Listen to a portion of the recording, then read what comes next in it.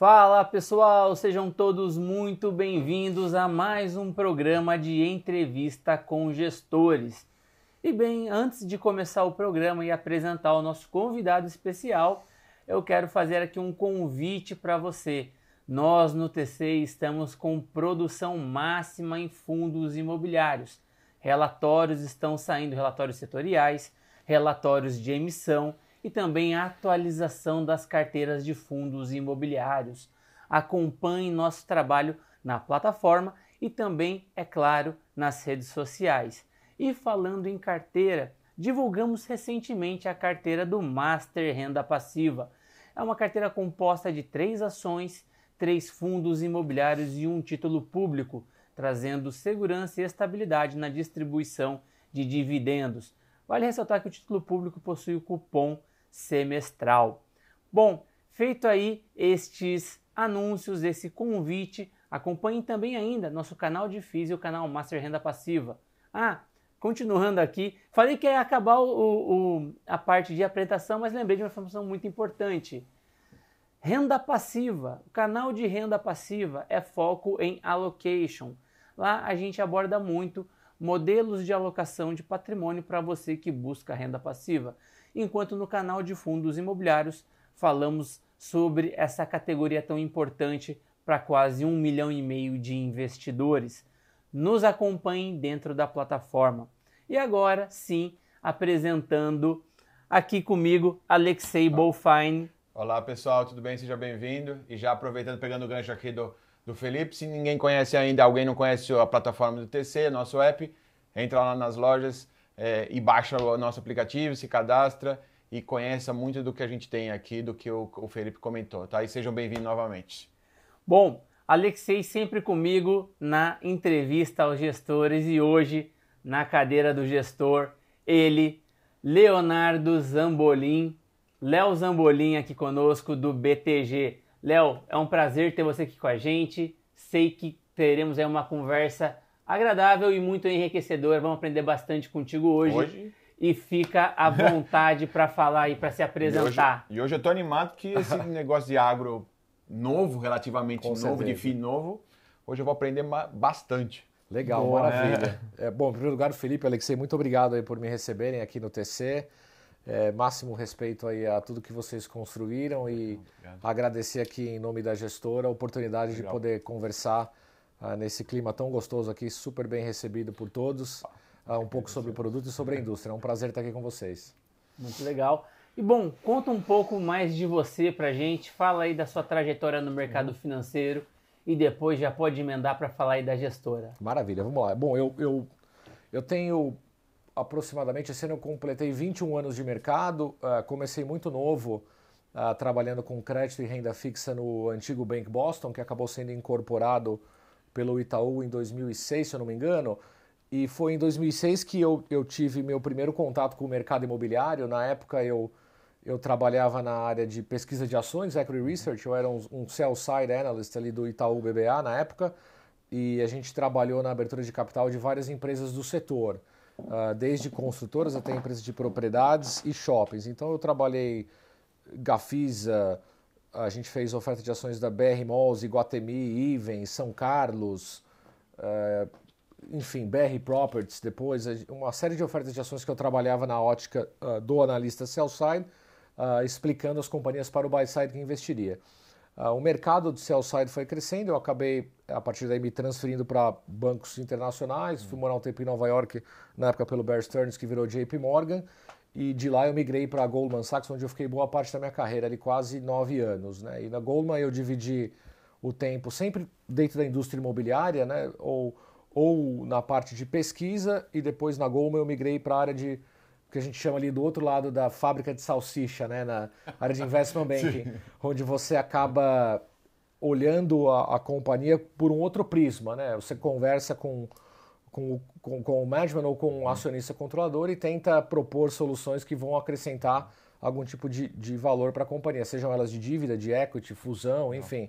Ali é um trabalho mais, eu diria, na qual você propõe ideias para assessorar os clientes a gerarem mais valor. E depois de muitos anos trabalhando com isso, eu lembro bem, houve a reeleição da Dilma, o mercado como um todo ficou um pouco arisco, né? E eu já estava muitos anos trabalhando e tinha planos de fato tirar um tempo para mim. Eu acabei optando por sair da Goldman em 2015, uma casa que eu tenho muito carinho, foi grande parte da minha formação. E aí eu fui estudar em Stanford, fiquei ali fazendo mestrado por quase entre o tempo do mestrado e o tempo que eu trabalhei ali 3 anos. Então foi uma experiência muito legal para poder receber ali uma imersão de tecnologia, entender negócios que a gente não tem um pouco o viés cultural de entender, né? Por exemplo, acho que vocês são um super exemplo de que o Brasil tem que maturar ainda essa visão e que lá no Vale do Silício é uma coisa mais... Podem falar assim, poxa, mas empresas como o Traders Club ou o Nubank têm um múltiplo muito alto porque o lucro contábil é muito baixo, né? Então, assim, para mim tá ali entender como que empresas de tecnologia crescem é muito importante, assim, a famosa curva J, né, que a gente tem nos fundos imobiliários também. Então, depois desse tempo de quase 3 anos ali, eu decidi voltar para o Brasil, passei um tempo muito curto na XP, trabalhando ali tanto com estruturação de investimentos, que a gente chama ali de special situations, quanto depois migrei para ajudá-los a montar de venture capital, mas tinha muitos amigos no BTG do passado, incluindo outros sócios da área que a gente já se conhecia de outros carnavais, me convidaram para tocar uma caixinha nova e estou lá há 2 anos, né? E desde então a gente criou bastante coisa, não só não públicas que acabam envolvendo um outro tipo de passivo, como os fundos agro e a gente vai fazer muito mais ainda. E quando você chegou lá no BTG, inicialmente você fazia o que lá na asset deles? Claro, eu trabalhava mais com o que a gente chama de investimentos proprietários, né? Então, relacionados à indústria imobiliária. E isso vale tanto para, eu diria, mais o que a gente chama de real estate private equity. Então, imagina que você tem uma companhia que ela não necessariamente pensa em abrir o capital agora, mas ela precisa crescer antes de vir a mercado, antes de chegar no mercado de capitais. Então ela procura um tipo de bolso que ele é um pouco mais caro, mas ele é mais flexível. É um bolso que vai ajudá-los com capital financeiro, mas vai ajudá-los também na gestão, ou seja, a gente acaba sentando no conselho, ou como conselheiro, como board observer, que a gente fala, enfim, ajuda a companhia a contratar, ajuda a crescer, e depois, quando cria-se um evento de liquidez, o banco sai ou via um IPO ou via desinvestimento em ativos. Então, existem bolsos dentro do banco que não necessariamente são bolsos públicos, são fundos exclusivos, ou internos ou externos, e eu trabalhava muito nessa frente. Ou seja, a gente chama de investimentos proprietários. Isso vale tanto para operações de equity quanto operações de dívida. Agora, depois de um tempo, o Eduardo Guardia, que é o CEO da Asset, ex-ministro, ele é uma pessoa que gosta muito do agronegócio, né? E junto com o Michel Wurman, que é o CIO da Asset, eles disseram, pô, Zamba, tem uma oportunidade aqui muito grande no agro, o que você acha? Eu falei, olha, o agro eu sei até então pelos headlines que é um setor gigantesco e que é pouco explorado do ponto de vista de mercado de capitais. Os caras, legal, cara, você tem uma folha em branco aí, cria uns produtos. Então foi assim que eu fiz uma imersão no agro e a gente começou a montar os produtos ali dentro. Pô, bem interessante, bem interessante saber um pouco mais aí do gestor, da gestora, também da trajetória até ocupar a cadeira que ocupa. E agora um ponto que eu queria te perguntar.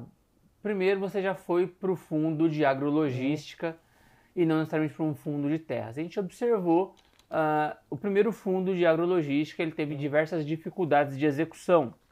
Ele veio com uma boa ideia, um bom PowerPoint, uma coisa inovadora, mas ele teve dificuldade de execução. E vocês contrataram parte da equipe deles, né? Houve uma cisão da gestora, 2 pessoas que faziam parte da gestão lá saíram, tem uma consultoria que presta serviço a vocês. Perfeito. Ponto que eu queria perguntar, como que se deu escolher esse segmento, visto que o primeiro fundo que tentou, não vou dizer que falhou, mas teve dificuldades, eu não acho que foi uma falha, acho que foi uma dificuldade de execução, aparentemente corrigiram a rota e já estão numa situação mais confortável. O investidor do IPO foi, de certo modo, penalizado, mas para quem é um operador de secundário pode encontrar algumas oportunidades. Legal. Agora, por que você entendeu que era esse o caminho e não um fundo de terra? Porque a gente já tinha tido também um outro fundo de terra pioneiro que teve um deslinde mais rápido, né? Que teve uma execução mais bem feita, mais bem executada. E abriu assim, um caminho, né? Sim. É um ponto importante. Bom ponto. Aqui é o seguinte, a gente dentro da gestora já tinha uma área grande, ali perto de 4 bilhões em real estate, se for incluir Brasil, Chile, Colômbia, e as outras verticais bem estabelecidas, né? Então existia já a vertical tinha já o FOF, logística, os fundos de CRI, os fundos fundo corporativo, shopping, já eram relativamente bem tocados. E quando a gente, ali do ponto de vista da gestão da gestora, fala, onde existe espaço para crescer, né? Você tem um mercado no qual todas as gestoras já têm produtos bem estabelecidos, sejam eles em quais dessas subclasses forem, ou a gente tenta criar coisas novas. Eu sou um cara que eu gosto muito de debruçar em coisas novas, né? E provoco ali, falo, e se a gente fizer isso, se a gente fizer aquilo? E o BTG é um lugar que te dá o espaço, acho que tem muita similaridade com o que vocês criaram também, né? Um lugar que é muito empreendedor, então não tem muita hierarquia, né? Fala, Zambolin, o que você... agro, legal, pensa aí e mostra. É bacana? Tem mercado? Dá retorno? Então, legal, faz, né? Então é um lugar que você meio que voa. E o agro, a gente olhou ali, existem outras divisões agro dentro. A ideia veio, de criar, de uma demanda top-down ali da sociedade, de se criar produtos que fossem descorrelacionados dos imobiliários que nós já tínhamos e da indústria como um todo, e 2, em que houvesse sinergia com outras áreas do banco. O banco ele tem ali algumas frentes agro que são fortes, via a própria empresa de trading agrícola que a gente tem, a ICTP, existe uma mesa de crédito agrícola, existe uma mesa de energia e existe uma área comercial agro que opera com certos clientes. A gente tem toda uma inteligência de crédito aqui dentro, porque o problema do agro é, legal, que tipo de ativo eu compro e onde, mas mais importante do que isso é com quem eu vou me relacionar por 10 anos de forma a receber o aluguel, né? Ou depois eu desinvestir o meu ativo que eu estou comprando. Então entender a tua contraparte do ponto de vista de crédito é extremamente importante. A gente tinha isso dentro de casa. Então eu falei, bacana, faz sentido, né? A gente tem aqui inteligência que vai nos ajudar a definir quem é e quem não é um bom cedente, um bom pagador. 2, a gente tem áreas internas que nos ajudam a trazer ativos, porque a gestão opera... A gente tem hoje dentro do time imobiliário 31 pessoas, mais ou menos, se não me engano, para olhar tudo. Então você tem engenheiro, tem development, tem escritório, shopping, tudo. Mas assim, é um time pequeno, né, do ponto de vista de gestão. Então o BTG gosta de operar com sociedade, sejam elas internas ou externas.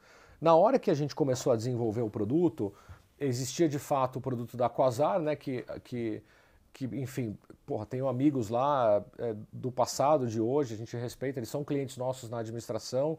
O produto da Risa também vinha a mercado, eu tenho também amigos lá, conheço o Paulo, a gente tem uma relação super cordial e de admiração. Então é uma indústria gigante que eu acho que tem pouca gestora ainda. Agora a gente pode falar dos fiagros, vão vir muitas outras, mas a ideia foi, temos um mercado aqui gigante para explorar, tem pouca gestora atuando ainda, os bancos eles não têm a vantagem do fundo imobiliário que é ter um fundo evergreen, ou seja, ter um fundo que ele não tem prazo de vencimento, então a gente pode fazer operações até o infinito no limite, né? Então ali a gente olhou, já vinha com uma inteligência interna falando, tem um espaço aqui muito grande, não só em armazenagem, mas principalmente o nome do banco conseguir acessar ativos que talvez uma gestora menor não conseguiria acessar. É por isso que a gente deu um viés para o fundo mais de infraestrutura e de logística do que de armazenagem, né? Porque eventualmente para você comprar um ativo ou construir um ativo grande de 100 milhões, 150 milhões, no qual você tem um operador logístico por trás, uma Rumo, uma VLI, é importante que essa contraparte saiba, eu estou lidando com o BTG do outro lado, que eu já sou cliente em 3, 4 mesas diferentes. Então, nesse caso, a placa ajuda muito você a construir transações que são mais complexas. Eu acho que ali do que a gente havia decidido fazer a tese e na época que a gestão anterior da Quasar saiu, para nós a gente olhou com bons olhos, né? Porque eu havia tido uma experiência na XP, acompanhei o lançamento do fundo ali sob um outro espectro e eu sempre admirei muito o trabalho deles e a gente entendeu, depois de muita diligência, que talvez ali a questão do QAGR foi mais uma... É muito complexo executar essas transações, porque você está lidando com outros cartórios, outras regiões, outros ritmos e outro tipo de ativo. Então, a não ser que você tenha uma estrutura gigantesca que consegue tratorar, a palavra que a gente gosta de usar, várias transações ao mesmo tempo e investir em advogados, a gente sempre fala, a gente tem um time ali de imobiliário ambiental, eu acho que hoje tem 6 advogados internos. Para cada transação a gente engaja um cara externo. Então é muita gente, aí você consegue processar uma diligência em 30 dias. Eu acho que ali a questão foi mais de estrutura mesmo para processar e, obviamente, a gente respeita e tem algumas divergências conceituais de como fazer um fundo, gosta menos concentração, mais diversificação, mas a gente sempre admirou o trabalho, a ideia e na época que eles haviam saído, obviamente a gente não terceiriza a gestão, mas gosta de estar com pessoas boas, né?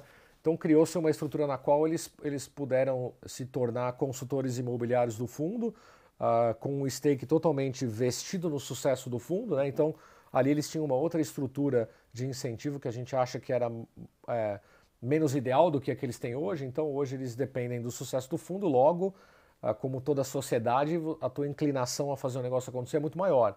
E foi isso que a gente fez. E a gente gosta muito do trabalho que eles fazem, eles são parceiraços e a gente acabou levantando capital e investindo no fundo rápido, né? E com um nível de complexidade maior, assim. Então acho que funcionou bem, né? Houve essa polêmica, de fato, né? A gente deixou muito claro que era um fundo gerido e tocado pelo BTG Pactual e que eles tinham um papel muito fundamental ali no comercial, na ajuda de estruturação. Então eles são sócios do fundo, né? Mas o fundo, os rumos do fundo ele é decidido pelo comitê de investimentos, no qual eles podem participar, tem um viés, podem ajudar a explicar, mas não tem o voto, né, no fundo, até para a gente criar uma governança. Então, o comitê do fundo é formado por sócios do banco, eu, Crestana, Michel, Alan, Guardia, o time inteiro de crédito, André Fernandes, que é o CRO do banco, Henrique, a gente tem pessoas de ESG, então tem hoje, tanto no comitê do Betal quanto do Beterra, a gente tem 12, 13 sócios do banco. E, obviamente, outros parceiros importantes podem participar, ajudar no convencimento, mas os votos são desse comitê, tem que ser consensual, né? Então, é assim que a gente blinda a governança. Os dois participam desse comitê ou não? Eles podem participar, podem ouvir, contribuir, mas como existe naturalmente óbvio que assim, um comitê eles mostram muitas coisas para nós, junto com as outras fontes de originação, a gente não vai subir para o comitê um deal que a gestão não acredita, né? Então a gente trabalha junto todos os dias, alinha, gosta da transação e vai muito bem. Eu vou sempre alinhado, a gente gosta das mesmas transações, né? Se a gente não gosta, ela nem sobe. Então, obviamente, ali é um lugar democrático no qual todo mundo pode participar, mas se tiver algum desalinhamento, quem votam são os sócios do banco, né? Eu te diria que a chance disso acontecer é muito baixa, né? Porque, enfim, todo mundo ali são pessoas seniors que a gente já tratora o deal antes, entende se faz sentido ou não. Eles sabem o que a gente quer ouvir, então, obviamente, quando eles vão buscar ativos no Mato Grosso, no Paraná, a gente fala, a gente está pensando em comprar um ativo assim. E a gente espalha isso dentro das nossas fontes de originação. Muitas vezes eu vou atrás, muitas vezes parte do time vai atrás e eles vão atrás, né? Porque, de fato, a gente precisa ter escala, né? O agro é muito grande, não dá para o cara fazer agro aqui do ar-condicionado da Faria Lima, é o que eu falo. Você tem que ter gente na rua o tempo todo te provocando e trazendo transações. E a gente é muito feliz com essa parceria, assim. Tanto que ela foi renovada para o Fundo de Terras e eles navegam bem dentro do banco com outras áreas, é um clima muito bom, horizontal, não são parte do banco, mas na prática é como se fossem parte, né? A gente é muito feliz com eles. Posso fazer uma analogia? Nosso investidor iniciante que está vindo aprender conosco, de um fundo que talvez ele conheça, um fundo mais tradicional, que tem uma parceria parecida, que também é da casa de vocês. HTMX, ele tem ali a consultoria com a Hotel Invest. Isso. É algo assemelhado? Eu acho que conceitualmente um pouco menos, assim, porque ali talvez o papel do consultor, até por ter tido uma empresa, seja um pouco, não diria relevante, mas já existia mais histórico, né? É semelhante no conceito de que existe uma sociedade entre o consultor e o gestor, no qual o consultor, para que ele tenha um alinhamento, ele recebe um rebate da taxa de administração do fundo. Nesse aspecto é similar. Não os econômicos em si, mas o conceito é similar. Agora, o dia a dia é um pouco diferente, né? Ali esse é um fundo que tem mais pessoas envolvidas do que o HTMX, né? É um fundo que tem, é um fundo que o Guardia se envolve pessoalmente, o Michel, o Alan, enfim, todos os sócios da gestora ali mais sêniores, eles se envolvem pessoalmente assim nos detalhes do fundo, né? Ali é um fundo, obviamente também eles se envolvem, mas num grau menor. Pô, mas aí muito interessante ter um ex-ministro, então, bacana, que está sempre dentro né? ali. E aí, conversa muito de governo? Deixa, e aí a gente faz aí, isso deve ser dos bastidores. Quando desligar a câmera aí, a gente vai trocar uma ideia aqui. E, bom, vamos lá. Você comentou do Fiagro, né? Qual que é a principal diferença ou a vantagem de você estruturar como um fundo imobiliário um Fiagro? Na época que a gente estruturou esses dois fundos, não existia ainda formalmente a figura do Fiagro, né? E a gente entendia que o Fiagro, ele viria muito espelhado na figura dos fundos imobiliários, ou dos FDICs ou dos FIPs, como acabou acontecendo, mas para o Fiagro em si, a gente tem uma visão mais focada num hedge fund, como se fosse... A gente gosta da ideia do Fiagro mais para poder ter uma vertical de crédito na qual a gente possa oxigenar as nossas e outras verticais. Então, para isso, a gente precisa que a regulação evolua. Do contrário, você vai ter mais Fiagros de CRA, como é o que está acontecendo, né? Então, você vai tornar esse mercado mais competitivo, porque todas as gestoras que estão vindo ao mercado, elas vão disputar quase que os mesmos cedentes, então a gente entende que, para o nosso lado, conceitualmente, vale esperar um pouco mais para vir com um produto talvez mais diversificado. E na época, o fundo imobiliário era a melhor casca para a gente fazer isso, né? Então, na época do Betal não existia o Fiagro, na época do Beterra existia a perspectiva de se fazer um Fiagro, mas a gente não queria esperar, então fez via FI. Você pode eventualmente tombar para uma estrutura do Fiagro no futuro, né? Mas por enquanto a gente entende que essa estrutura funciona bem. Existem ali alguns incentivos que para o mundo agro talvez o Fiagro seja melhor, né? Um exemplo, talvez um vendedor ele pegar parte das cotas do fundo na venda de um eventual ativo, isso é legal, reduz o impacto fiscal. Mas por enquanto no lado do FI funciona bem, assim, a gente não tem planos de tombar ele para um Fiagro nesse momento. Tá, então vou endossar aqui um termo muito importante que você falou, que a lei do Fiagro ela ainda exige algumas evoluções para se tornar mais atrativa essa conversão. Correto. Em ponto seria isso. Para nós ali a gente quer ter mais flexibilidade para poder fazer produtos mais híbridos, né? E ao fazer produtos mais híbridos, você consegue ter um retorno consolidado maior e, consequentemente, cobrar uma taxa menor, né? Então, assim, a gente quer poder fazer estruturas que não só envolvem comprar um CRA ou um CRI agro, né? A gente tem dois CRIs agros dentro do Betal, que são CRIs apimentados, que são legais, e poderia ser feito isso dentro de um Fiagro. Agora, você pensar em estruturas mais sofisticadas, como mezanino, subordinada, uma CPR, um fundo mais pulverizado que você tenha, sei lá, 1000 produtores dentro diluindo o risco. Pensa o seguinte, assim, pensa uma espécie de iridium agroturbinado, que é muito legal, né? Exatamente, então, um monte de CRI, um monte de enfim. Dá um belo exemplo. O Iridium, eu sou pessoalmente na física muito fã do que eles fizeram, né? De se criar um produto pulverizado, bacana, com alto retorno, e eu acho que fazer isso dentro de um Fiagro, porém com possibilidade de ter mais mecanismos de alavancagem, você vai ter um produto que vai te pagar talvez um retorno maior, talvez CDI mais 7, mais 8, que já é um retorno mais condizente com o tipo de risco agro. Agora, talvez um Fiagro, eu estou pensando aqui na física, tá? E os meus pares, obviamente, máximo respeito, mas assim, se eu tenho um FII, o Fiagro tem a competição do FII que está descontado hoje, né? Então você tem bons FIIs, não só os nossos, mas outros FIIs imobiliários, outros FIIs que não são agro, que estão negociando aí a 11, 12 de dividend yield líquido, com ganho de capital engravidado em certos ativos, que é uma competição gigante para o Fiagro em si, né? Que provavelmente vai te dar CDI careca ou CDI mais um pós-taxa no primeiro ano. Então, não sei, é desafiador. Num mercado em que a curva futura de juros ainda está bem inclinada, é difícil captar, né? Inibiu um pouco o Fiagro. E também inibiu um pouco as novas emissões de FIIs também. Porque ninguém vai emitir abaixo do VP, já viram que isso custa caro, já viram que isso é complicado. Quer dizer, as recentes. Ninguém. Já matamos uma pergunta aqui. Depois você... É verdade, já deu uma dica aí, né? Legal, a gente adoraria. Assim, existe hoje o nosso fundo, ele é um fundo de 600 milhões, o Betal, e que a gente tem investido ali perto de 560, só que a gente tem ali perto de 1 bi de ativos dentro de casa que a gente gostaria de comprar. Então, é o que a gente estava falando aqui antes, né? A gestão legal, ela começa agora, né? No qual eu percebo o mercado cansado de novas emissões, né? A cota bate tal valor, o fundo vai lá e emite. Óbvio que assim, todo mundo quer crescer, tem oportunidade, mas chega uma hora o mercado se cansa de novas emissões, e foi o que aconteceu. Acho que uma combinação de cansaço de novas emissões, com abertura de curva de juros, fantasma de tributação, o mercado fechou.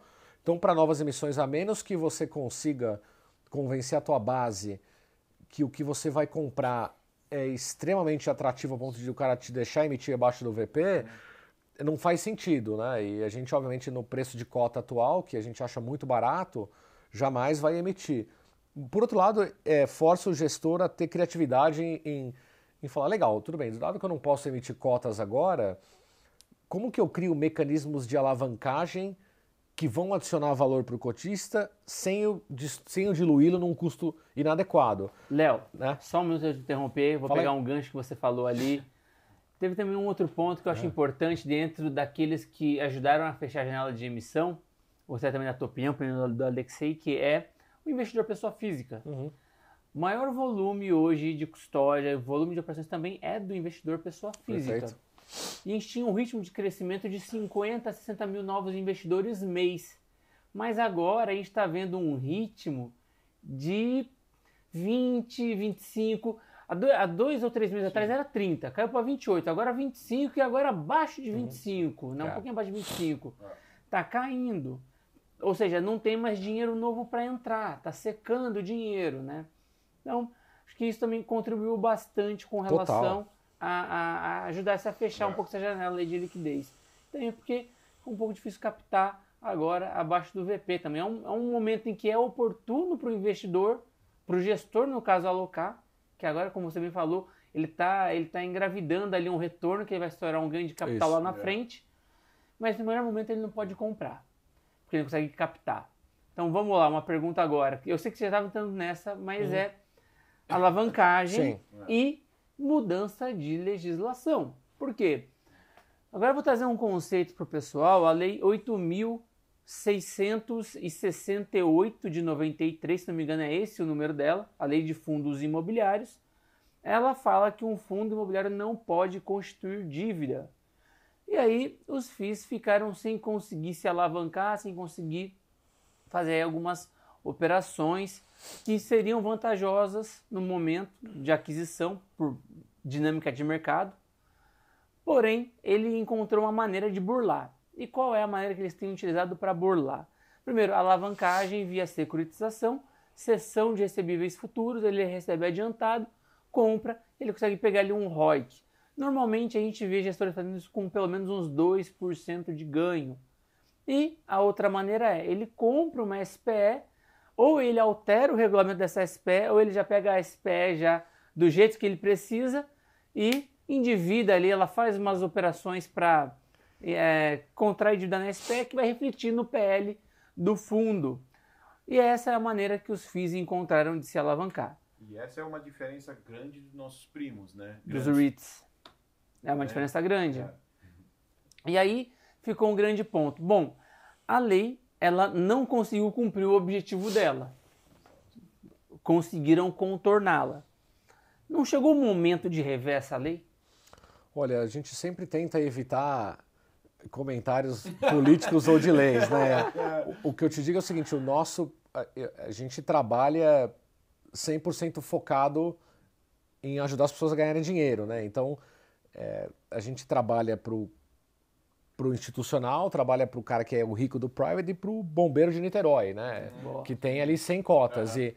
Então, assim, tudo que puder ser feito dentro de uma estrutura legal, ética e criativa para se melhorar esse retorno, a gente faz, né? Então, A lei pode mudar? Pode. Agora, sim, o que eu vou te garantir aqui, não posso falar pelos outros, mas suspeito que sim, é que todo mundo vai encontrar uma forma, não de burlar, mas de contornar para que a gente consiga crescer num cenário como esse. Então, é isso, eu acho. Acho que eu esperaria que os fundos Pô, não tem por que você não alavancar de uma forma saudável, né? Se você tiver controle ali do teu passivo, assim, e tiver uma dívida boa. O que é saudável do seu ponto de vista? Quantos por cento do PL? Olha, eu acho... Vamos falar de BTL e BTRA, então. Vamos falar dos dois já. Eu acho que, assim, a gente ali é conservador no sentido de alavancagem e cada gestor ali tem flexibilidade para ir. Eu diria que não é cravado em pedra, mas a gente dificilmente alavancaria mais de 1/3, assim, né, do fundo. 20 a 30. Eu acho que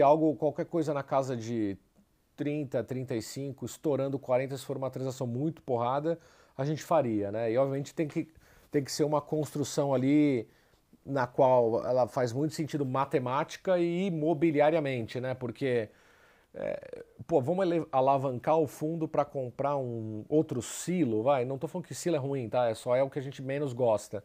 Pô, não, né? Talvez não faz sentido, talvez para adicionar, sei lá, 2 centavos por cota e você ter a pressão de fazer uma nova emissão para pagar essa dívida, não. Agora, vamos alavancar para comprar um ativo ultra estratégico que não existe reposição, que é um ativo que você já vai de largada sair ganhando 30, 40, 50% de ganho de capital, maravilha, faz sentido, vamos olhar, né? Eu brinco que são os ativos tipo que a gente tem ali no Porto, o Coruripe, que são ativos que você não consegue replicar. Então, para alavancar para um ativo desse, que tem um baita valor, não só de aluguel quanto de ganho de capital, legal, vamos olhar. Então, a gente é muito agnóstico nesse aspecto. E acho que isso, eu diria que vale para... Não posso falar pelos meus outros colegas, mas do que eu observo, a gente trabalha juntos, logística, o BC Fund, enfim, todo mundo tem essa cabeça, né? O BTG gosta de tomar risco, mas tem que ser um risco bem calculado e que você vai gerar retorno. A gente gosta de alavancagem. Mas tem que ser muito bem pensada. Não só no financeiro, quanto no imobiliário, né? Se faz sentido. Acho que a mensagem é, se bem estruturado, Isso. se bem gerenciado e se bem executado, acaba virando uma coisa saudável. Exato. Né? Até porque não dá para emitir, né, agora. Mas o legal é que força as gestões a serem criativas, né? Fala, pô, bacana, o que eu faço agora? Agora eu vendo um CRI, compro um ativo de tijolo, eu alavanco com um competidor, eu divido o cheque com a Risa, com a Zaro, com Quineia, a gente já fez cheques conjuntos ali em outros veículos, zero problema, né? Ninguém é inimigo, assim, todo mundo quer ganhar dinheiro e adicionar valor para o seu cotista. Sim. Trazendo a contexto, recentemente, Quineia... fundo ali também do BTG, dividiram ali o Rocha Verá, né? Mas não foi o Bicefão, né? Foi um outro fundo de vocês. Foram outros veículos, Foi um outro veículo de vocês. Então, esse é o exemplo que ele fala para viabilizar aí uma emissão. A gente viu também um ativo logístico na região ali do Nordeste, foi dividido entre Pelog e o Vilg. Também tivemos aí o Rocha Verá. O Rocha Verá tem 4 torres, tem 3 FIIs ali dentro, dividindo em 4 torres, enfim. Esse é um exemplo de que o Zambolin está falando sobre essa questão de dividir o cheque. É isso aí. E agora, que ponto você acha que é interessante você ter de um prêmio nessa alavancagem? Você realmente pensa que é 2%, tem que ser mais? Ou o agro te permite um pouco menos? Olha, eu acho que na nossa cabeça a gente sempre trabalha num nível de agressividade maior, né? Se você olhar hoje o nosso fundo, ele está negociando aí, eu diria que mais ou menos uns 600 bips acima de uma NTNB equivalente de longo prazo, né? Sem considerar ganho de capital engravidado, senão vira covardia. Então, assim, a gente é um fundo que está com um prêmio muito grande, tá? A gente acha que é barato. E essa ótica vale para alavancagem também, né? Não dá para fazer uma alavancagem se não for para dar uma porrada, a gente prefere não fazer, né? Porque o fundo ele está rodando num yield tão bom e ele está bem redondinho. Então, para você adicionar... Porque o bem ou mal você está adicionando risco, né? A alavancagem. Risco-retorno, né? O fundo fica mais arriscado no limite. Então, para que ele fique mais arriscado, a contrapartida do investidor cara, eu tenho que ganhar mais dinheiro. Então, 200 é pouco, para 2 pontos percentuais é pouco, assim. Tem que ser mais. E, intuitivamente, a gente acho que tem que ser pelo menos o dobro disso, né? E aí torna mais difícil criar uma equação financeira, porque a alavancagem hoje é mais cara também, né? Então a gente olha a alavancagem com o mercado e olha a alavancagem interna. A mesa de crédito do banco, a gente é cliente deles, como a gente é cliente do investment banking quando faz uma emissão. Só que assim, cara, ninguém dá molezinha para ninguém, né? Então o banco cobra taxa de mercado. Então a gente fala, pô, será que... Vamos dar um exemplo assim, pô, esse cara tá me cobrando aqui IPCA mais 8, IPCA mais 9. Para eu tomar uma dívida IPCA mais 8, eu tenho que ter um ativo na outra ponta que me dê um retorno IPCA mais 13, né? E que eu possa eventualmente vender e que, sei lá, eu estou comprando um ativo que vai me dar um cap, sei lá, de 14, 15 e que eventualmente eu vou vender ele contraído a 9. Então, assim, tem que ser um ativo muito porrada para você tomar uma alavancagem nesse preço, né? Não estou falando que é intomável, estou dizendo que a contrapartida tem que ter uma gordura gigante, senão não faz sentido. Pô, muito legal esse ponto de vista. E agora eu vou entrar num detalhe que você falou aí de valorização do imóvel. E eu queria também trazer um pouco aí esse consenso um pouco para lá, de onde a gente mais ouve falar de ganho de valor de metro quadrado do incubado, uns defendendo que a gente está barato em dólar, dolarizando aí o nosso metro quadrado, comprando contra as capitais, a gente está barato. Capitais Latinoamérica, capitais fora América do Norte, Europa, até capitais asiáticas, a gente está com metro quadrado muito barato. E também, em certos momentos, negociamos abaixo do custo de reposição, esse INCC não vai deflacionar, e aí fica muito mais fácil para o investidor conseguir enxergar esse ganho de capital, como você bem mencionou, engravidado, incubado, em algum momento vai sair, vai acontecer. Como que você mensura aí esse ganho de capital? Como que é a dinâmica que a gente pode esperar de um ativo agro? Legal. Essa é uma excelente pergunta porque é menos fácil de enxergar, né? Até pela natureza do ativo. Eu diria o seguinte, do que eu posso dividir aqui com vocês, pensa que no mundo agro, quando você consegue resolver uma dor da cadeia e essa resolução dessa dor ela é impossível de se copiar, é um ativo que naturalmente vai gerar escassez, logo ele vai valer muito, né? Então a gente tem ali no fundo, e não só no nosso fundo, em outros casos, ativos que normalmente você consegue fazer com que a companhia ou o produtor reduza o seu custo de produção, e boa parte é custo de frete, eles têm um valor substancial. Por quê? Porque eles são difíceis de se replicarem. Um exemplo de um ativo que a gente gosta muito. Só um PS antes de falar do ativo. Para que esses ativos eles não estão aí dando sopa no mercado. Então você tem que fazer do zero. Só que para fazer do zero pagando rendas, tem que ter uma engenharia financeira muito legal. Que não só envolve RMG, mas envolve você conseguir convencer a outra contraparte de que para que você aceite uma obra, você vai ter que controlar o output, ou seja, a obra em si, você vai ter que comprar melhor e você vai ter que ter algum tipo de fluxo que o cara vai te pagar antecipado de alguma forma. Então não é difícil, não é fácil colocar de pé uma estrutura dessa, mas dá. E é quando você coloca essa estrutura de pé que você tem uma porrada maior de ganho de capital, que é legal. O exemplo do nosso ativo ali em Iturama, Minas Gerais. Você tem ali 23 usinas que escoam açúcar por aquele terminal, né? A Coruripe vai ser a usina operadora, mas a Coruripe não opera sozinha, senão é ineficiente para ela. Ela pode, as usinas irmãs ali, parceiras, competidoras, enfim, também vão escoar. Então o açúcar sai do caminhão, vai para o transbordo, entra no trilho da Rumo, que passa dentro do terminal, e dali você vai para o Porto de Santos. O próximo ativo similar, não tão novo, é 400 quilômetros dali, e a gente tem exclusividade. A própria Rumo, não pode construir um ativo igual do lado, por contrato, né? Então, assim, o cara que produz o açúcar fala, cara, é muito mais barato eu transportar de trem do que de caminhão. O desperdício é muito maior, né? Pensa que o agro, eu entendo que o agro é visto por parte do mercado como um setor malvadão, né? Em virtude, talvez, de desconhecimento de queimada, mas assim, o cara tá o tempo todo pensando em... Você fala, pô, se eu desperdiço menos açúcar ou menos grão no transporte... Sim. Eu reduzo o meu custo, é mais barato na ponta final, no prato, né, para nós. Então, pô, é legal, assim, esse cara, ele tá o tempo todo pensando em, pô, como é que eu reduzo o meu custo de produção, né? Então, assim, ou é por esse ativo ou não é. Então um ativo desse vale muito, vale para ele, vale para o operador logístico, vale para o fundo, vale para um banco. Então é esse tipo de ativo que a gente gosta de colocar, de ativos irreplicáveis, né? E obviamente a gente tem demanda de contrapartes que procuram, a gente fala, cara, esse ativo aí tá legal, né? Você não quer me vender um pedaço, você não quer vender.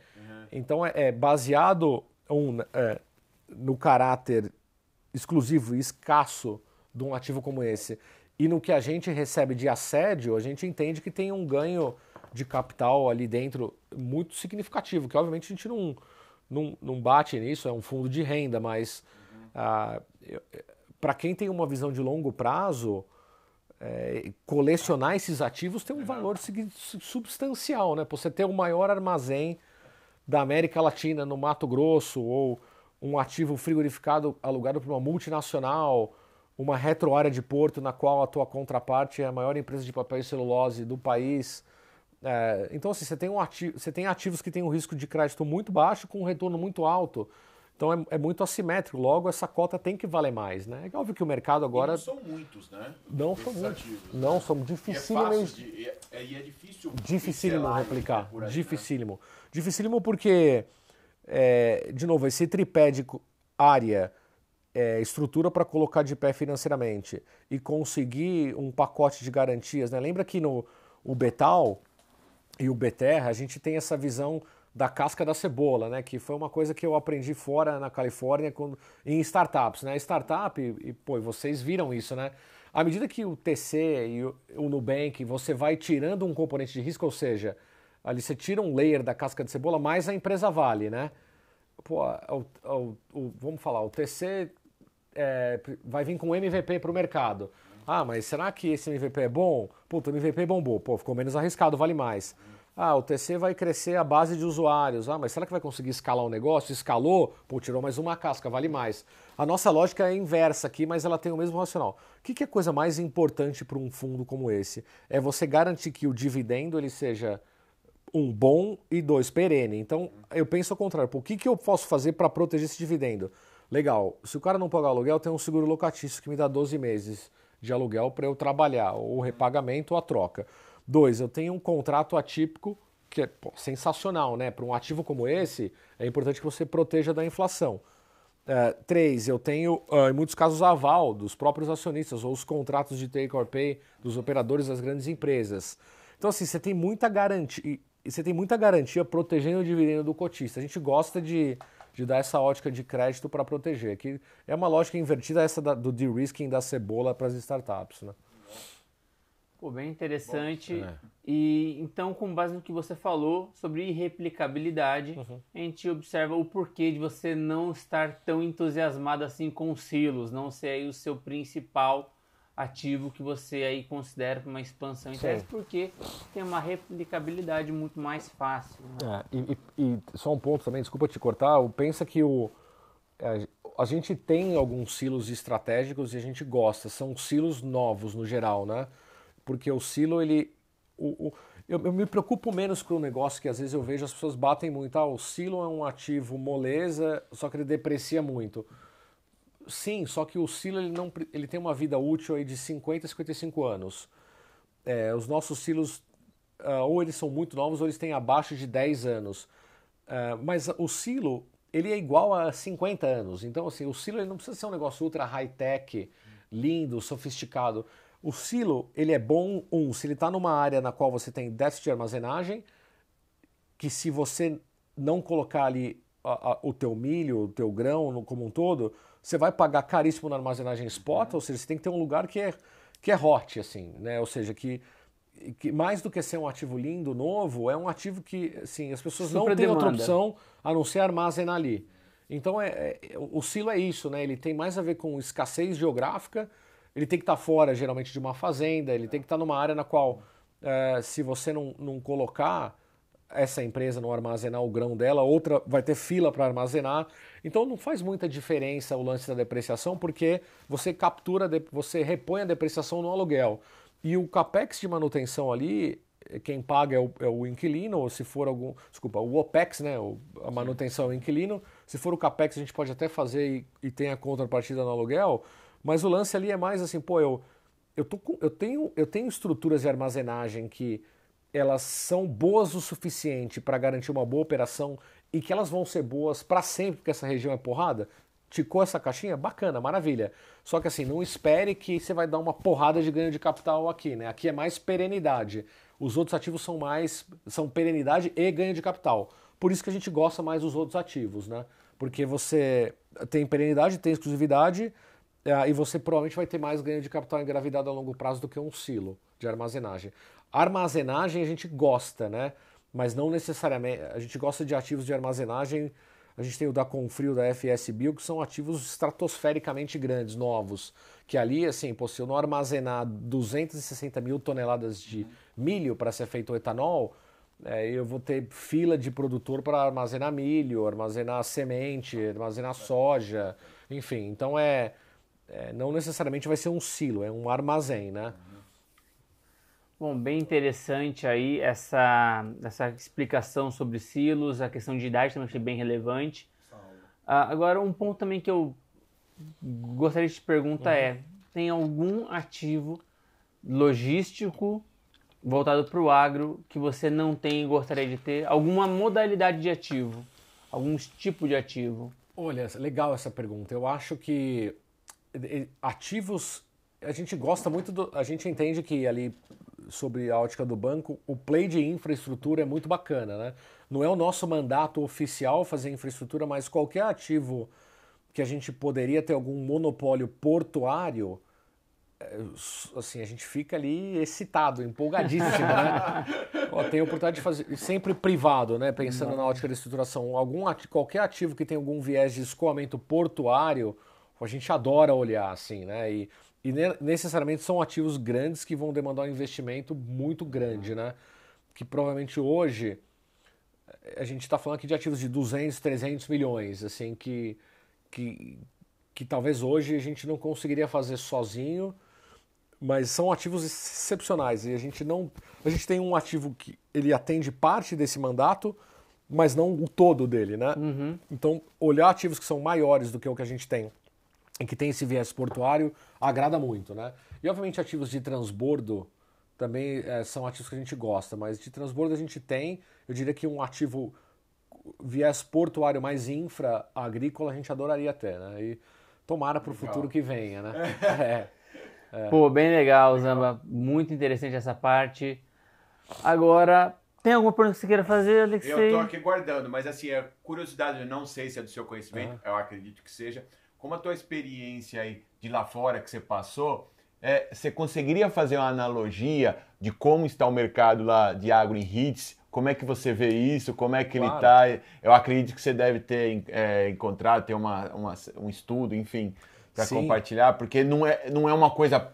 HITS já é, entre aspas, novo aqui para o brasileiro. De agro, então, se para nós, né? Então, assim, seria legal essa sua visão. Sim, o que mais me inspirou ali dessa época que eu morei na Califórnia, eu acho que foi aplicado no fundo de terras, né? Porque o que a gente viu ali? À medida que você tem mais poder aquisitivo ou que o seu custo de produção se reduz, as pessoas comem melhor.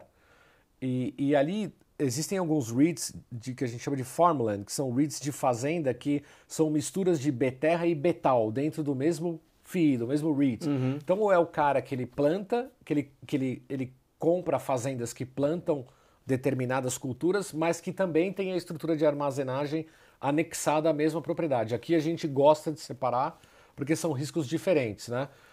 A gente faz assim, a Risa faz assim, e acho que outras casas fazem, porque faz sentido, né? O perfil de crédito é outro. Ali, os caras são mais capitalizados e acabam separando menos.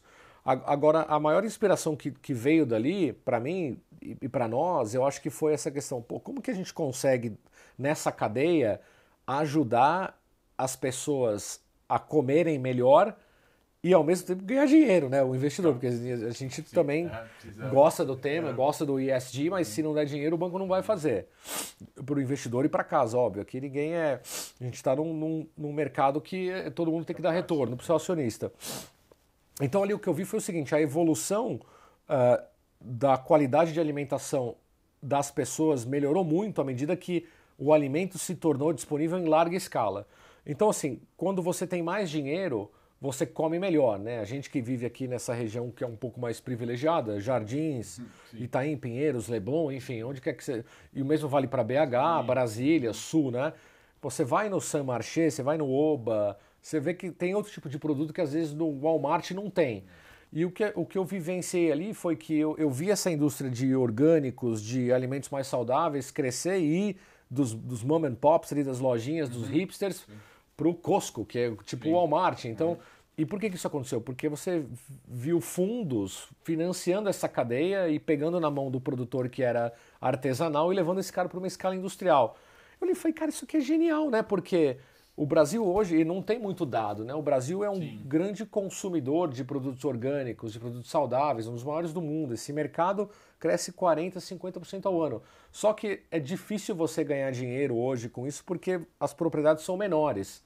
Então assim, eu falei, cara, o nosso fundo tem que ter um mandato aqui que pelo menos com uma parte do dinheiro você consiga olhar para um produtor que não é um cara de 10 mil hectares no coração do Mato Grosso, mas que é um cara que está a 40, 50, 100 km de São Paulo e que ele tem 500 hectares, 900, mas que se eu ajudar esse cara a comprar o vizinho dele, ele vai triplicar a produção, ele vai reduzir o custo unitário e esse produto ele vai sair do Saint Marché e vai chegar, sei lá, no Extra. Pô, que legal, né? 30% a menos e esse cara vai faturar mais. Então isso a gente meio que se inspirou muito no que existe nos REITs lá fora, nos Farmland REITs. E tem uma muito legal que chama Gladstone, que esse cara é sensacional, assim. Gladstone Farmland. Esse cara é uma REIT, deve ter hoje $1,5 bilhão assim, de ativos. O cara é grande. E assim, a gama de produtos... O cara faz nozes, morango, frutas, assim. Ele não faz só soja, milho, algodão, né? É um cara que, aliás, é o que ele menos faz, né? E você percebe que essas culturas... E o mesmo valeria replicar isso para o Betal. Por exemplo, café. Café a gente não tem nenhum ativo de café.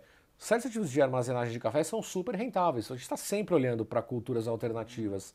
Então essa foi uma inspiração que a gente trouxe lá de fora. E aí a cultura alternativa seria para armazenagem no Betal ou para cultivo no Beterra? Perfeito. Então se a gente tiver, vamos dar um exemplo. Nos dois? Nos dois, pode ser nos dois. A gente não tem isso no Betal, mas sempre olha, né? Eu vou dar um exemplo para você. Sei lá, ativos vamos falar, sucos, por exemplo, sucos de frutas, né? A cadeia de sucos de frutas, ela é grande, ela envolve uma fazenda na qual os fornecedores vão te mandar, sei lá, laranja, por exemplo, vai ter uma fábrica na qual você vai processar, armazenar, pasteurizar, embalar, exportar, né? Então, essa cadeia é gigante, animal, vai ser muito legal, né?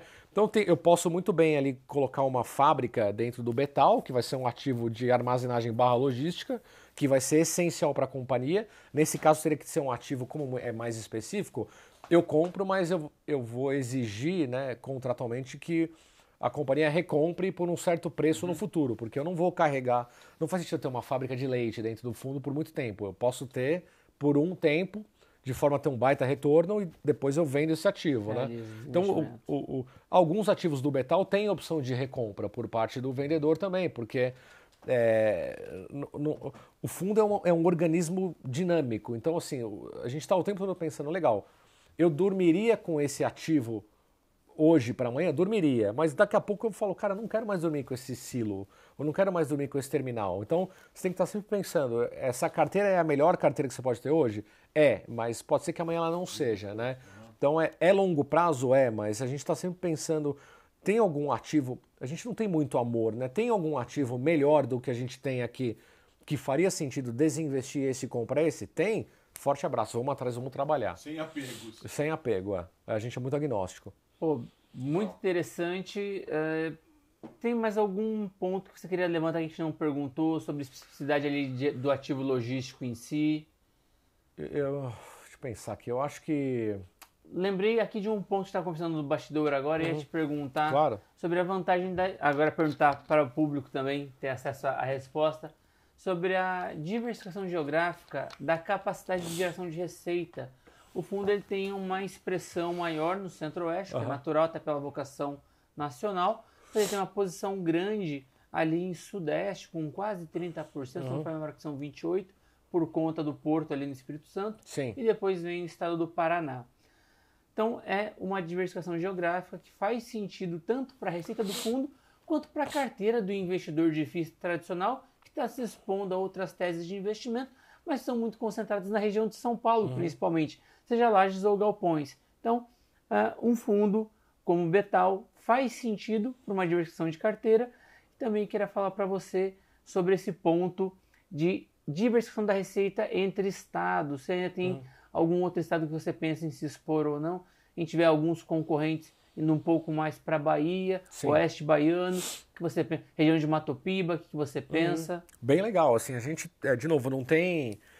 Geralmente, quando a gente olha sobre a ótica de terras, a gente gosta de regiões mais consolidadas, porque para nós ali o objetivo é sempre o cenário, o evento de cauda, né? Se der um estresse, eu tenho uma propriedade que ela é líquida, e geralmente as mais líquidas são nas melhores regiões. Dá para você fazer pequenas apostas pontuais de forma a obter mais retorno? Dá. Eu vou dar um exemplo, assim, a gente tem ali a transação com a Serpasa, que é um CRI de 60 milhões, IPCA mais 9,3. Assim, com o carrego do IPCA que a gente viu, o Betal está dando um retorno significativo, né? E alguns investidores na época ficaram meio decepcionados. Pô, vocês são ativo de tijolo e compraram 2 CRIs, o mandato permite, né? Óbvio, a gente não é um fundo de papel, mas assim, se você tem uma oportunidade de você estar exposto a um ativo único, que é o caso de Serpasa ali, vai ser a primeira usina no oeste baiano, que é uma região chamada Nova Eldorado, que você está margeando a região do Rio São Francisco. Eu queria poder, assim, que a gente tivesse mais tempo, mostrar fotos. Eu tenho fotos que a gente foi lá, e aí o que acontece? A empresa, a Serpasa, ela tem outorga para usar a água do São Francisco, tem 7,5 km de canal que traz a água a um custo baixíssimo do São Francisco para o teu canavial. A cana tem 5 metros de altura. A gente foi lá outro dia e tirou uma foto, assim, eu mando para vocês depois pro WhatsApp. Pra vocês terem uma ideia, assim, a cana com 11 meses tem 3 vezes o meu tamanho, né? E aí você fala, cara, quanto vale assim eu ter uma usina aqui que eu vou produzir uma cana de talvez, sei lá, 200 de produtividade versus 120 na média? Tudo bem, eu não preciso ter a usina, mas eu estou exposto a esse risco via um CRI, a IPCA mais 9,3 com uma tonelada de garantia, é um puta deal, né? Então a gente tem essa transação no Oeste Baiano e olha isso sempre, quando a gente entraria numa nova região e entra, se for um negócio muito único também. Então não tem assim, tanto para o Betal quanto para o Beterra, não tem, a gente é muito frio, pô, tem um deal legal, coincidentemente não tem muito São Paulo, né, porque o agro tá meio espalhado. Nordeste, Norte, se fizer sentido econômica, financeiramente e for um bom ativo, a gente olha, assim. Faz mais sentido pro BTRA, pro Terra, mas como você bem mencionou, os eventos que afetam o produtor refletem no pagamento aí dos rendimentos para o fundo. Total. Por isso a diversificação é importante, sem dúvida. Como que vocês olham a questão de amplitude climática de uma região? A gente viu agora o sul do país, as sacas de café, a produção de café ser castigada por uma frente fria que veio. E vocês observam essa parte de amplitude climática? Como que é feito esse tipo de estudo? Boa, isso ótimo ponto, né? O fundo, tecnicamente, ele não corre o risco da commodity sendo transportada ou armazenada. Só que, obviamente, assim, não vamos ser inocente aqui, né? Se você tiver uma quebra de safra absurdamente enorme, o produtor ou a companhia vai faturar menos, né? Então aí você fala, legal, cara, isso vai acontecer em 10 anos de contrato? Óbvio, assim, né? Então eu tenho que me proteger, eu tenho que trazer mais players para a mesa via os take or pays, eu tenho que trazer o seguro e eu tenho que diversificar. Eu não vou ter todos os ativos de soja no Mato Grosso, eu não vou ter todos os ativos de sementes no Paraná, né? Então, quando a gente olha a construção de um portfólio, fala assim, legal, pô, faz sentido eu adicionar mais um ativo de armazenagem no Paraná? Não, a gente escolheu a Irriede, que é uma ótima empresa. Eu até sugiro depois vocês virem um vídeo da dona Wanda Irriede. Ela tem um TED Talk, uma história de vida maravilhosa, assim, de uma empreendedora que criou essa companhia que é gigante. E a gente fez mais ou menos ali 120 milhões dentro do Betal com essa companhia, a gente adora. E que andava 15 km por dia para ir para a escola, ir de volta, quando uma criança, entendeu? Assim, que história linda, assim, de determinação. Mas não faz mais sentido a gente replicar essas transações no Paraná, porque a gente já tem uma exposição legal ao déficit daquela região, né? Estamos cumprindo bem um papel. Então você tem que pensar sempre, pô, será que o próximo ativo que eu vou adicionar, ele descorrelaciona disso daqui? Ele transporta uma coisa que eu não tenho? Ele armazena uma coisa que eu não tenho? Então é sempre nessa cabeça. Antes de fazer a conta, até se o ativo faz sentido ou não, a gente olha, pô, legal, qualitativamente, essa é uma exposição que eu quero ter? Vou dar um outro exemplo. Pô, setor de, sei lá, subsetor de abacates. Puta, legal, mas a margem é baixa, tem liquidez? Putz, não tem. Pô, não faz sentido? Não faz, né? Então a gente sempre olha por essa ótica, né? De diversificação é complementar ao nosso portfólio. No produto, na região, bacana. Faz sentido econômica financeiramente? Faz, bacana, vamos para cima. Então é isso. Você tocou num ponto de ir para os lugares, né? E aí, como a gente fala, brinca nos tijolos, é gastar borracha de sapato. Nossa, E aí eu acredito que no agro seria sujar de terra bastante, né? Porque super, assim, deve ser uma visitação, uma exposição, ir viajar, entender? Porque se na laje já é um pouco, às vezes, fora dos centros, essa questão do agro, eu acredito que seja mais ainda, né? Para ainda mais pincelar esses lugares que vocês gostam de achar, né? Só um PS, eu lembrei que eu não respondi sua pergunta por completo. Quando a questão climática, a gente usa muitos estudos da StoneX, que é até parceiro nosso no Beterra, né? Tanto na parte... Porque eu preciso saber pluviometria, demanda por certa região, eu preciso saber se essa região que eu vou olhar, ela tem demanda por armazenagem ou escoamento, quem são os principais players que operam ali, se o cara que eu estou fazendo a transação não fizer ou sair, eu tenho demanda imediata para repor. Então a StoneX tem um papel fundamental aqui. No lado de gastar sola, obviamente assim, aqui o papel da Funchal é fundamental, né? Do Essa, do Olivier, do Fernando, do Douglas, André. A Funchal, na época que eles eram da Quasar, os gestores, eles eram gestores de uma asset. Hoje eles são empresários de uma empresa própria deles, nos quais o fundo é sócio e cliente.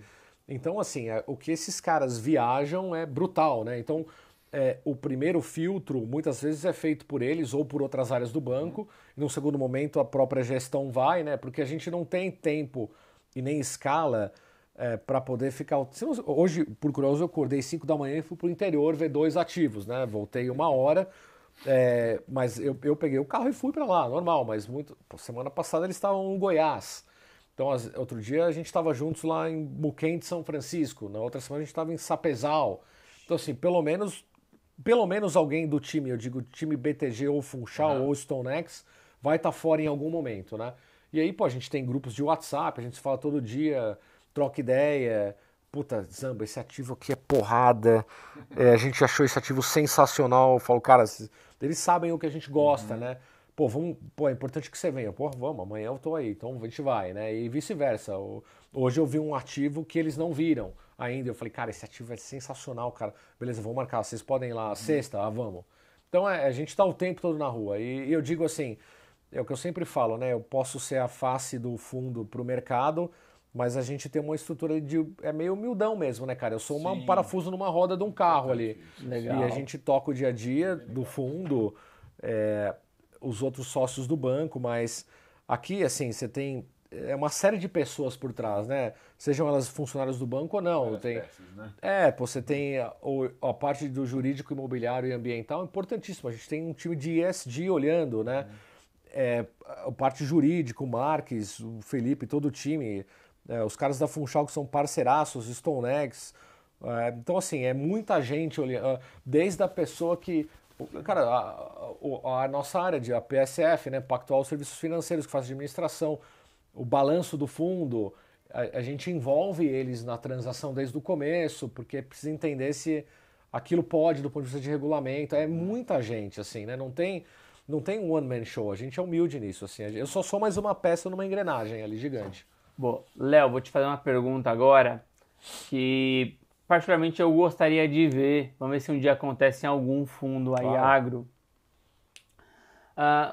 PIB, hoje ele é puxado pelo agro. Sim. Não só hoje, mas há um certo tempo. E conforme o dólar sobe, o Brasil fica mais barato, nosso agro mais barato em relação aos demais agros aí, frente aí ao mundão. existe uma possibilidade de a gente ver uma receita variável do fundo em relação à produção, capacidade de produção? Aí eu vou dizer por quê. Deixa eu até contextualizar melhor essa minha pergunta, ela não ficou muito bem estruturada. Aí eu conversei disso com o próprio Felipe Ribeiro, colega que veio aqui, outro gestor. Falei para ele o seguinte, no médio e longo prazo, IPCA é maior que CPI. Então o Brasil tende a depreciar em relação ao dólar. Sim. Tá? Sabendo que esse é um evento tradicional e sabendo que a nossa principal commodity aí, o Brasil, a principal atividade dela de commodity, ela é dolarizada, não faria sentido, sabendo que a gente vai ficar sempre mais barato, ter uma parte da receita dolarizada, como a gente vê shoppings e até mesmo renda urbana, fazendo aí um aluguel mínimo mais um variável de acordo com a produção. Eu entendo que há o risco também do produtor, mas que pode fazer um pouco de sentido. Por que isso ainda não foi feito? Pelo menos você pode falar do Betaldo, por que você acha que isso não fazia sentido? E se a gente pode ter alguma perspectiva de no futuro isso acontecer? Boa, ótima pergunta. Eu acho que para fazer esse tipo de estrutura, você depende de duas coisas que são difíceis de serem colocadas. Uma é convencer a contraparte de que num cenário favorável ela vai te deixar com um pouco mais de gordura e que no cenário desfavorável ele vai acontecer, o cara vai te pagar o mínimo, né? Então assim, porque eu penso o seguinte, se historicamente hoje a gente viu que os produtores ou as companhias ganharam muito dinheiro porque você teve uma combinação ótima de dólar para cima, produtividade para cima e commodity para cima, né? Então, num cenário desse, numa estrutura como essa que você sugeriu, eu ia querer, o meu cap ia para 14 talvez, né? Aí só que num cenário de estresse que vai acontecer também em algum momento, o meu cap iria para 6. Então, quando a gente desenha o produto de renda, a gente fala, cara, na média, vamos tentar... O investidor desse produto, ele gosta de previsibilidade e estabilidade, né? Então, eu adoraria correr mais risco nesse aspecto, mas o passivo não gosta. Tanto o passivo, o investidor, quanto a contraparte que faz o deal com o fundo. Porque ele fala, cara, legal, quando eu estiver ferrado eu vou te arcar com o mínimo, mas quando eu estiver para cima eu vou ganhar sozinho, né? Então aí você acaba equilibrando no cap de entrada. Acho difícil voar isso no agro, viu? Não estou dizendo que é impossível, tá? Em uma outra transação pode acontecer. Ou eventualmente você adicionar, não ter atipicidade para poder ter algum ganho real. Pode, assim, não diria que é nulo, mas eu acho que... É pouco provável nesse primeiro momento. Trazer volatilidade, porque traz mais volatilidade para o fundo, né? Então, assim, o produtor, muitas vezes, a gente vê no caso do Beterra, até inclusive do Betal teve casos, ele é tão conservador que ele fala, olha, eu acho que o ano que vem pode dar merda, então eu vou te pagar um ano de aluguel adiantado, tá bom? Falou, tá bom, né? Beleza, então ele paga. Ou ele fala, eu acho que... Mas se entrar essa receita no caixa, você vai ter que distribuir no semestre. Sim, e né? aí vai impactar no futuro? Isso, Como você trabalha isso? Não, eu digo assim, a gente ainda não aconteceu, você está falando hipoteticamente. Isso, a gente acaba, eu falo, olha, quer saber, então talvez ao invés de me pagar, deposita numa conta escrow aqui, aí você cria uma estrutura ali, né? Justamente que você é obrigado a distribuir. Mas o produtor, ele tem cicatrizes do passado de épocas que, pô, a gente não era nem nascido, né? Eu nasci em 80, mas tem caras que são nossos clientes que quando eu nasci, ele estava abrindo terra no Mato Grosso. Então esse cara já passou por uma série de complicações, né? Ele já quebrou, ele já se alavancou para comprar o vizinho, ele já se alavancou em saca de soja, o preço explodiu. Então são caras que têm uma vivência, uma cicatriz muito grande. Então quando ele fala, assim, eu vou te pagar um ano adiantado, tá? E ele sabe que alguma coisa de desconforto está vindo lá na frente. Então a gente humildemente tem que olhar e falar, legal, por que esse cara quer me pagar um ano adiantado? Bacana, então vamos se proteger, né? É muito difícil, assim, é diferente de você ter um galpão com a Magazine Luiza, com a Ambev, ou se você ter uma torre que o cliente é o Google, né? Aqui a gente está lidando com a vida real. A vida real, eu digo assim, são outros desafios, né? Sim. Eu acho animal, assim, muito legal, mas você tem que entender que às vezes até a interlocução com essa contraparte é diferente. Não dá para eu chegar lá em Campo Novo do Parecis, ou eu, o Olivier, ou qualquer um dos caras da CTP, o Henricão do Crédito, não dá, assim. Cara, a gente brinca, outro rolê, né? Não, mas é verdade. Assim, é um bom ponto. não tem essa de falar inglês, É outro brasileiro. Cara, Palavra é difícil, outra né? linguagem. Você tem que ir lá na É um lousa e bom- é desenhar legal para um isso, é um bom senhor ponto. de 70 anos, Achei bacana. explicar para ele como ele vai fazer. Mas esse é um cara que tem 500 milhões de patrimônio, entendeu? E aí você fala, cara, o Mulambos sou eu, Vamos né? conversar.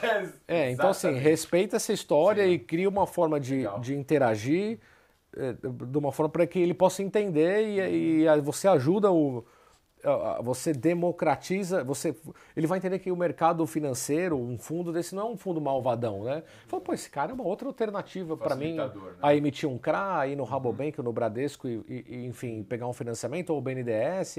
Então assim, a gente é mais um viabilizador, mas tem que ser, existe um trabalho de educação, pô, vocês são especialistas nisso, né? De como que você educa um segmento gigante sem que exista algum trauma para eles, né? E como que você Agressivo, né? e depois para que essa pessoa que foi educada e teve uma boa experiência evangelize outros produtores dessa empresa e falar, cara, eu fiz um deal com o Betal, fiz um deal com o Terrax, com o QAGR, pô, os caras foram legais, né? Não é Deu tão certo a ruim. operação, Legal. pô, fiz um deal com o Fiagro, outro que tá vindo.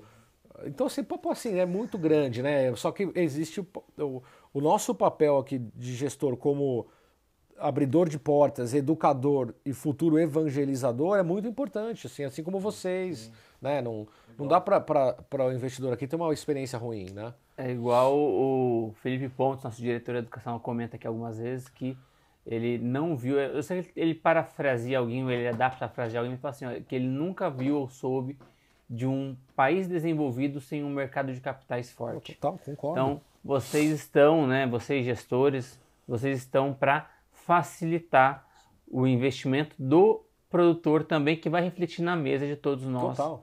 do Brasil inteiro. A gente brinca que é da porteira ao prato ao porto, né? Então, assim, tudo que acontece ali, desde o momento no qual o cara recebeu um insumo, um fertilizante, plantou, colheu, armazenou e isso vai chegar aqui no supermercado, no nosso prato, aqui num restaurante do Itaim, ou ir para o porto, ir para outro. Assim, é um negócio. Assim, eu juro por Deus, assim, tem coisas que a gente às vezes tem que, para você cruzar uma fazenda, você precisa andar 3 horas de carro, né? Você não consegue visitar a fazenda sem ser voando. Então, assim, o Mato Grosso, se eu não me engano, o Olivier tem esse dado muito legal. Eu posso estar até comentando aqui um erro. O Olivier é francês, então só o estado do Mato Grosso são 4 países da Europa, se não me engano. França, Espanha, mais 2 que eu não me lembro. É 1.200.000 km². Sei lá, cara, é um negócio assustador de grande. O Brasil é estúpido. Quando você sobrevoa ali o centro-oeste, é um exercício muito legal. Sobe de Brasília e vai... Cara, é muito bacana, assim. É só fazenda, né? É só silo, é só armazém, terminal de transbordo, rodovia. Então é um negócio que não está visível olho nu aqui para nós, né? É praticamente um outro Brasil. É né? outro mundo, assim, é quase outra língua que você fala, são outros costumes. E mexer com isso é muito legal, cara. E poder trazer isso para o mercado de capitais Eu sou apaixonado, assim, eu não era, né? Mas eu me converti, eu acho que vai acontecer tanta coisa nesse setor. Assim, vão ter fundos de outras culturas, outros produtos.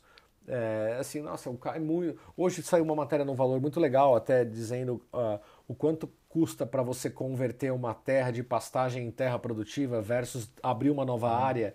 É mais barato, é mais ESG friendly, assim, né? O número ali diz que é 100 milhões de hectares de pasto que você pode converter. O nosso número de inteligência interna diz que é o dobro disso. Assim, 200 milhões de hectares. Vamos falar que, grosso modo, aqui, conta de padeiro, estamos falando de 200 milhões de campos de futebol, vai. Cara, isso que assim é infinito que pode ser esse setor. Eu ia até te perguntar isso nesse sentido, né? O que você...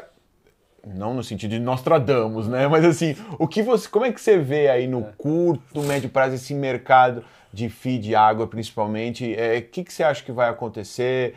Qual é o rumo? Quais as mudanças? Como é que você enxerga isso? Porque, de novo, é muito novo, né? Sim. E aí, como vocês estão nessa dianteira, como é que você olha isso? O que você acha? Se dá para fazer aí uma previsão? Eu acho que a competição vai crescer substancialmente,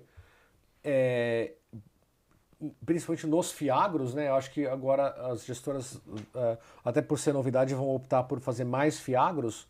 Eu acho que deve ter se eu não me engano, mais de 10 emissões registradas agora, basicamente grande parte vai comprar CRAs.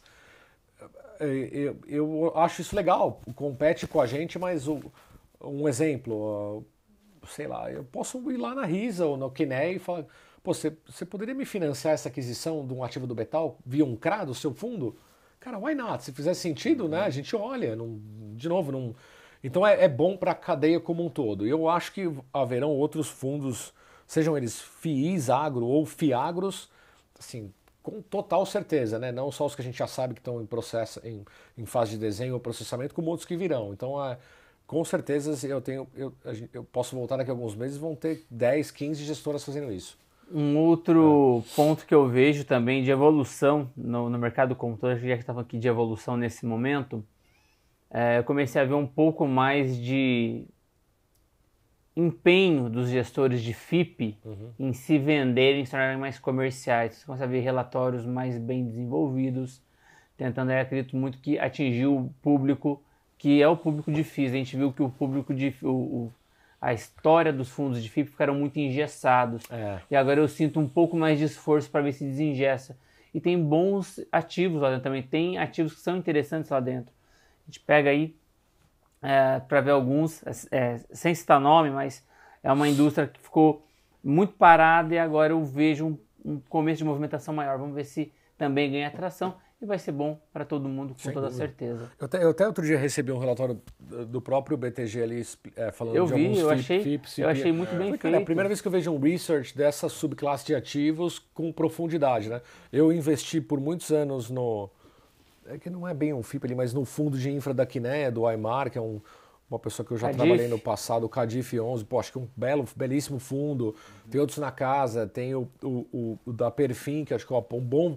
Assim, tem muito produto legal nessa vertical também, só que eu sinto que, talvez pelo número de investidores ser menor, ou a qualidade, o ticket, não sei, existia mais distanciamento entre a gestão e o investidor. Os FIIs, graças a casas como vocês, hoje em dia... O gestor é muito acessível, né? Todo dia ali no final do dia a gente reserva uma parte, eu, o Diogo, outras pessoas, a gente só para responder e-mail. Então vem e-mail ali, vem e-mails assim, tipo, o Betal é um fundo de CRI ou de tijolo?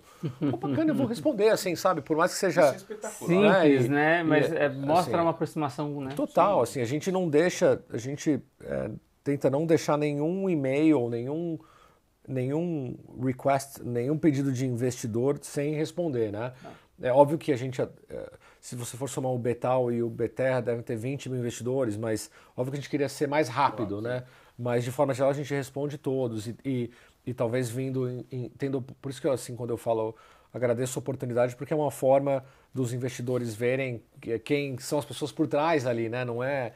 Então, como a gente o que a gente acredita, o que a gente gosta, se o gestor é legal, se o gestor é um escroto, né? Então, é importante, assim, ter e que a gente é acessível, né? Não tem... E a gente é só uma parte de uma engrenagem maior e não existe uma engrenagem gigante de pessoas qualificadas que estão trabalhando para vocês, né? Para vocês aqui, olhando para vocês, né? Então é isso. Bom, foi uma aula hoje de agro. Obrigado. Gostei bastante. Valeu, Léo, por ter vindo. E chegando na reta final, a gente vai tentar descobrir agora quem é um pouco mais a pessoa por trás do gestor. A gente faz esse quadro com todos os gestores que sentam aqui. E queria que você indicasse pra gente 2 livros. Um livro de mercado financeiro, um livro fora do mercado, um livro que tenha te impactado, tenha sido relevante para você. Legal. Você acha que compensa ler aí, que vai ser produtivo para nossa audiência? Eu acho que tem um livro sensacional, que eu primeiro vou falar o de mercado, depois o de não mercado, que foi o que mais me impactou. Mas o de mercado, existe um livro do Damodaran, que é o papa do Valuation, professor da NYU, enfim, todo mundo acho que conhece, que se chama Narrative in Numbers. E esse é um livro que eu li quando eu estava morando fora, agora dessa última etapa de Stanford, que eu percebi o seguinte, eu falei, cara, se você não entender como que as empresas hoje descrevem elas mesmas e você focar simplesmente nos números, você vai deixar passar muita oportunidade, né? Então esse é um livro que ele mostra ou não só você vai comprar oportunidades ruins porque a narrativa é boa, né? Então é um livro muito bacana que ele mostra qual que é a construção de narrativa por trás de novas histórias que estão sendo trazidas ao mercado. Então eles têm estudos de caso de Twitter, Facebook, Uber. Então assim, você fala, cara, eu vou investir nessa empresa que vai disruptar a indústria de taxi drivers e que depois a gente vai fazer isso com healthcare, com alimentos. Fala, cara, isso aqui é uma loucura, né? É uma narrativa maluca. Mas assim, é uma narrativa que aconteceu e ela se materializou. Se dá dinheiro ou não ainda são outros 500, Sim. mas... então esse livro é sensacional e eu acho que vale até para fundos imobiliários, né? Pô, você olha... A gente veio com uma narrativa nova, que quem comprou esses fundos, no começo, baseou-se mais numa narrativa do que num histórico operacional ou financeiro do que se só. Você tinha poucos fundos na indústria.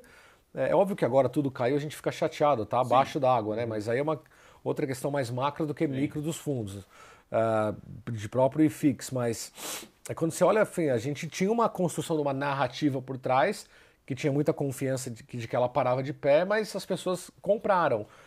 Eu acho que um outro exemplo, você olha o que está acontecendo com criptomoeda, NFTs, DeFi, eu adoro essa parte também. Assim, as pessoas estão comprando uma narrativa de que NFTs vão ser a internet 3.0, né? Pode ser que não seja, mas muito provavelmente vai ser. Existe uma narrativa sendo validada por players de mercado muito importantes. Então esse livro é sensacional, eu recomendo para todo mundo. Narrative in Numbers, do Oswald Damodaran.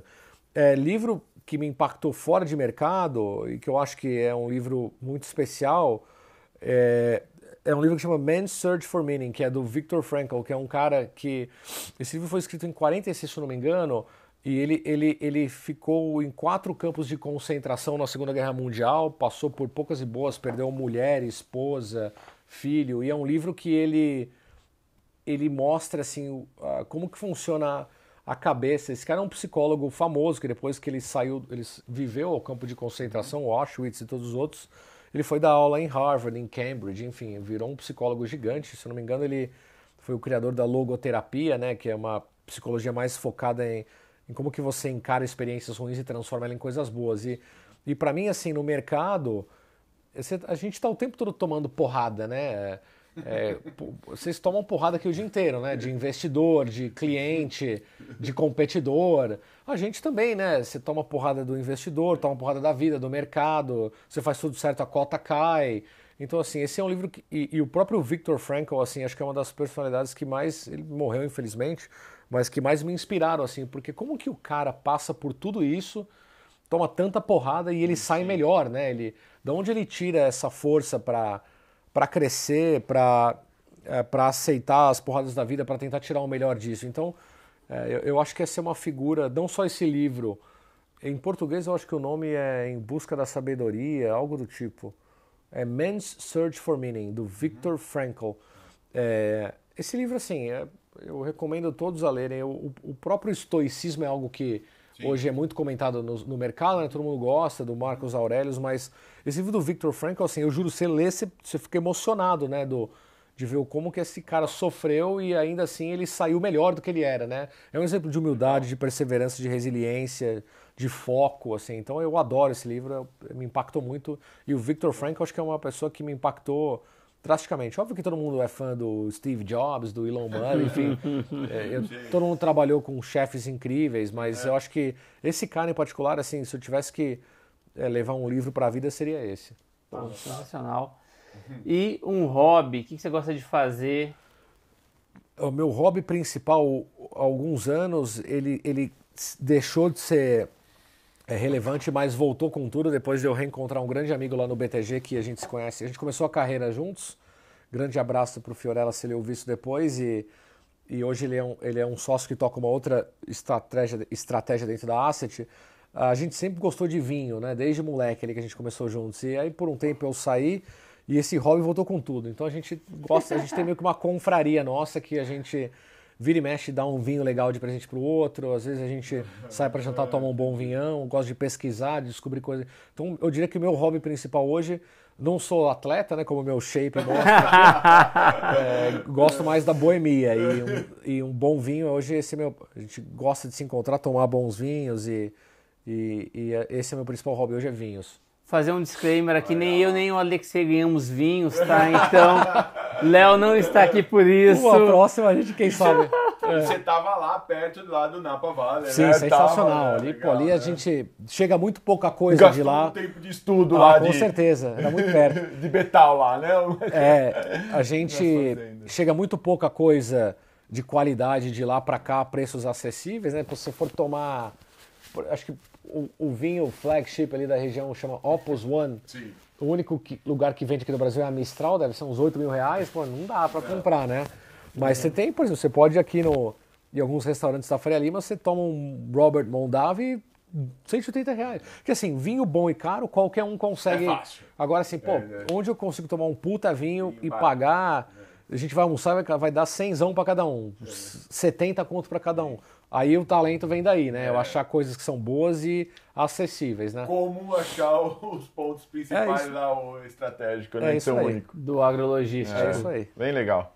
E agora, para fechar a última pergunta, geralmente eu pergunto quem te influenciou, depois eu pergunto o hobby. Agora eu inverti, perguntei o hobby, agora vem para a última pergunta.